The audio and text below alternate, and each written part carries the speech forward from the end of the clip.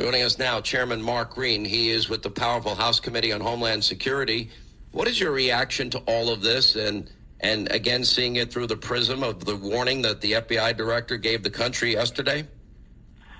Well, as you just said, Sean, and thanks for having me on, it's despicable that the secretary, his policies, which have facilitated this open border, have created what I think is the greatest national security risk of this country. And they talk about China with the 22,000 that have come into this country, many of whom are military age.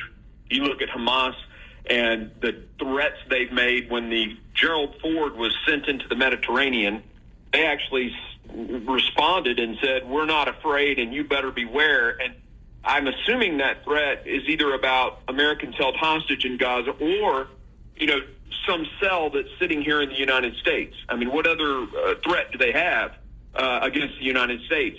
And it's all because of the failure of this Secretary Mayorkas and his policies. And he's not incompetent. This is intentional. All of this is intentional, and they are aiding and abetting. I love that you said that, Sean. They are aiding and abetting the criminal cartels and potentially these terrorists who have infiltrated our country. Let me ask you your thoughts, and we have talked at length about 659 from Iran, 538 from Syria, thousands of other special interest illegal aliens we know from the Middle East. You talked about tens of thousands of Chinese nationals. By the way, many are coming here buying up thousands and thousands of acres of farmland, ranch land, and land near military installations. And now you're saying tens of thousands of Russians as well? Yeah. Are these not hostile regimes, our top geopolitical foes in the world? Well, we've got a governor or two across the country. Yes, they are. They absolutely are. It's interesting, the schizophrenia in this country about China.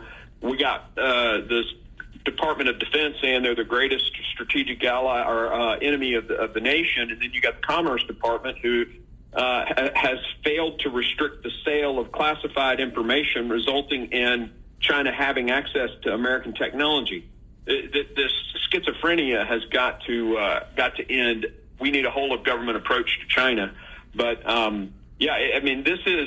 this is out of control. I mean, it is completely out of control. They don't seem to care, and Americans, every single American, is at risk because of this.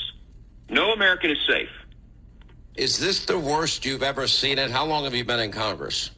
This is my third term. I now sit as the chairman of the Committee on Homeland Security, so I'm looking at it with a very critical eye right now. It's the worst I've ever seen, and it's the worst I've seen in my lifetime. I spent 24 years in the U.S. Army, first as a Ranger and then as a Special Operations physician, and I've never seen anything like this. I've never seen strategic decisions being made by the White House, the Commander-in-Chief, that are so flawed.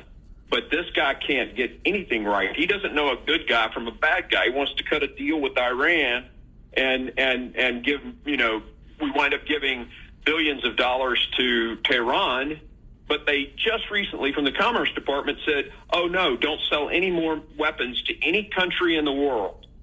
They did a 90-day stop and won't let any of the manufacturers of military firearms or weapons or ammunition in the United States be sold anywhere else. So what those countries are going to do is start looking for places to buy that. Well, that facilitates empowering the very people, the bad guys we don't want to empower, and why our State Department kind of controls that stuff. Every decision they make, empowering the cartels. But at the same time, they want to vilify law enforcement and street violent criminals. They don't know good people from bad people, and that is a failure of their ideology. And it is why we have to win the White House in 2024. Let me ask you this: do you believe that they're among the I guess by the end of the year, anywhere between 8 and 10 million illegal immigrants under Joe Biden have come into this country? We don't know anything about them; they've not been vetted.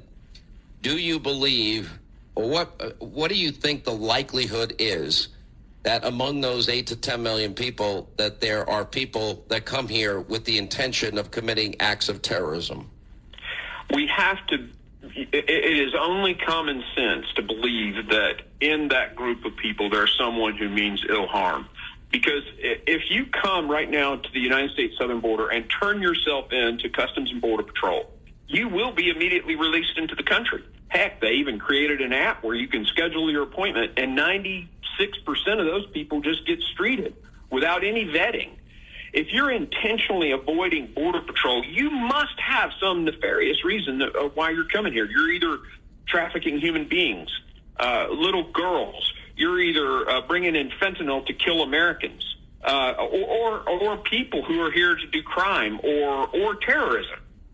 We have to assume, if you look at China, the 3 years prior to this last fiscal year, it was about, I think the highest year was 1,500, 1,800.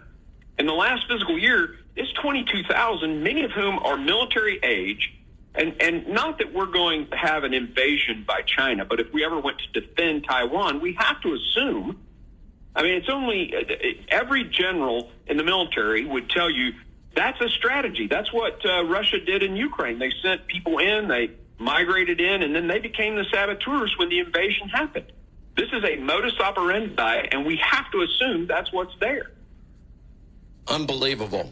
Let me ask you this question. What do you say to the American people hearing this today? Because I have to believe that a lot of Americans like me are shocked that our homeland is not secure. And you're the committee chair on the Committee of Homeland Security. You know, obviously Mayorkas is not up to the job. He can't even answer simple questions. Two things. One, call the United States Senate and tell them to pass House Resolution 2. Jim Jordan and I worked for 3 months and built an incredible bill, the most conservative border security bill in the history of this country, and we passed it on the House floor, and it sits languishing in the United States Senate. So, number one, call the U.S. Senate and say, pass H.R. 2. Number two, we've got to educate our fellow Americans. Mayorkas, I'm doing a 5-phased investigation on him, and I think you cited the report that we released just last, Phase 4 report. Phase 5 is our last phase. We're into it right now. We're looking at waste, fraud, and abuse. When we're done with this, we're going to have Mayorkas come before us, and we will refer him with the findings of what we have in these 5 phases. But we need the American people to get loud on this so that those people who are against, both in our party and on the other side, who hate impeachment and think because of what happened in the last cycle and how it was abused, we shouldn't do impeachment unless... We need people to see this guy knows what he's doing. He knows the harm that's being caused. He hasn't changed his policies. He's aiding and abetting the drug cartels and crime in America, and we will hold him accountable to that.